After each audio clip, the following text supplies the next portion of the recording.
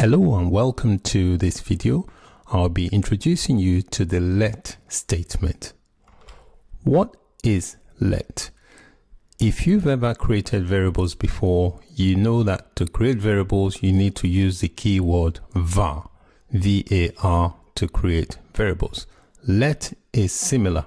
You can also use let to create variables, but you use the let statement instead of the var statement.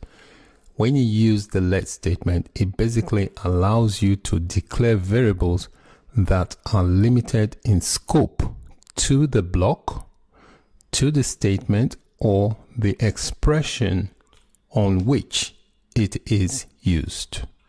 So this is unlike the var keyword. When you use the var keyword to create variables, it defines a variable globally or locally to an entire function, regardless of the block of scope. So let me show you an illustration of how the let keyword is used in a JavaScript statement. So I'm going to use a blank website. So if you type in about : blank in your web browser, I'm using Google Chrome. Google Chrome, like most web browsers, have a developer console. So inside here, this blank page, we're going to access the Chrome developer console. If you are on a Mac, to access the developer console in Chrome, you type in Command, Option, and J. If you're on a Windows or Linux, you type in Control, Shift, and J. I am using a Windows, so I'm going to do Shift, Control, and J. And you can see that's opened up my console inside the developer tool. Normally by default, the console allows you to interact or write JavaScript code inside the console, but it lets you do that one line at a time. You can extend that to include multiple lines by holding down the Shift and pressing enter a few times to give you more lines. So it enables you to execute several lines of JavaScript code at a time. So I'm going to declare a variable. I'm just going to type in let, and I'm going to declare a variable called x, and I'm going to set this to 2. Okay. And then I'm going to use an if statement. I'm going to say if the variable x is strictly, which is triple equals to, which means if that is strictly equals to 2, okay, then I want certain things to happen. So inside the curly braces, I'm going to add the code I want to execute. So I'm saying if x equals to 2, I'm going to include another let. I'm going to say let x, okay, equals to 4. Right, so I've declared x here using let to be 2, and I'm using a conditional statement to check the value. If the value is strictly 2, I want it changed to 4. All right, so notice inside this curly braces here, this is a different scope. So here I am going to do a console log. So if I say console.log,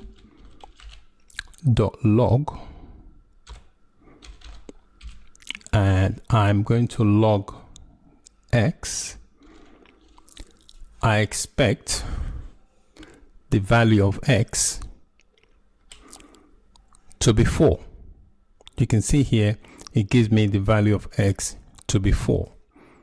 Okay, notice I declared x equals 2, and I'm checking with a conditional statement. If x is strictly equals to 2, then I'm saying make x 4. So when I console log x, is giving me 4. The 4 that is giving me, this value 4, is within this scope here, which is this block inside the curly braces. However, if I do a console.log, say I do console.log and I pass in the value x, I don't expect the value this console.log will give me to be 4, because it will be outside the scope. It will give me the original value, which is 2 here, which is the which is outside this local scope. Yeah, so if I press enter on that, on this, and press enter, you can see here it's giving me 2, which is this value here. Okay, the value inside the curly braces is local to this curly braces. This x equals 4 is local to this scope. Okay, so if you have console.log inside the scope, hence I got 4. So console.log outside the scope gives me the global value, which is 2. So that's the key difference with using a let. It can give you different results based on the scope in which it is used.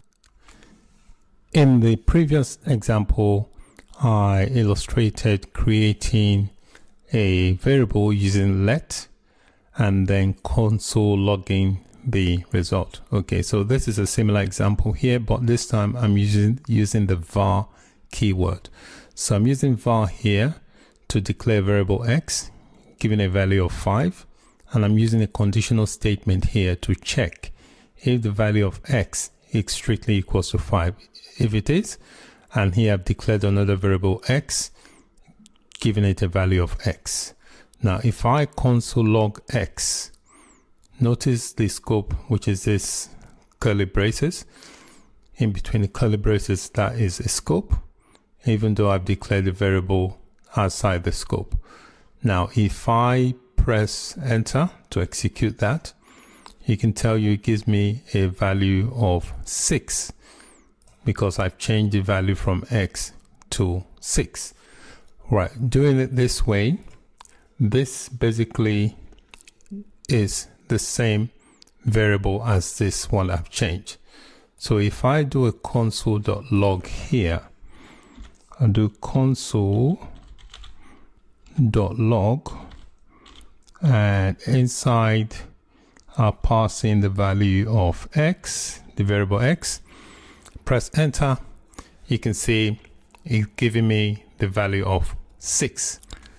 The reason being, if I come back here, is that it's treating this variable I defined here as the same variable. Okay, so it's treating these two variables the same. This one here I defined, I did a console.log inside the curly braces, which is one scope, and inside this scope I defined another variable called x. Based on this condition, I set it to 6. So it's treating these two as the same. When I used the let to declare the variable, let will treat them differently. Okay, if you notice the example I showed you with the let statement, it treats each variable differently. Let is confined to the scope. So this curly braces is one scope. Anything outside the curly braces is a different scope when you're using a let. So the variables that you declare by a let, they have their scope in the block for which they are defined. So this is the same example, again using a let. I'm using a let instead of a var to create the variable.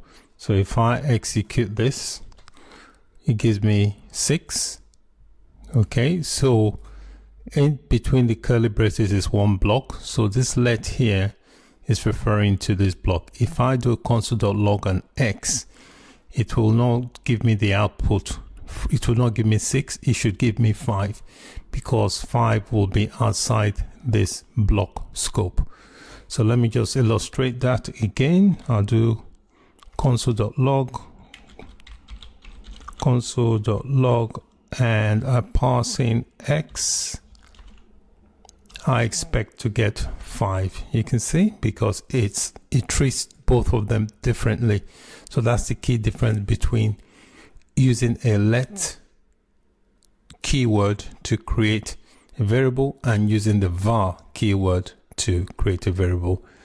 It's the scope. It is different within the scope when you use a let. Thanks for watching. I hope that makes sense. If it doesn't, please let me know. Thanks for watching. Bye for now.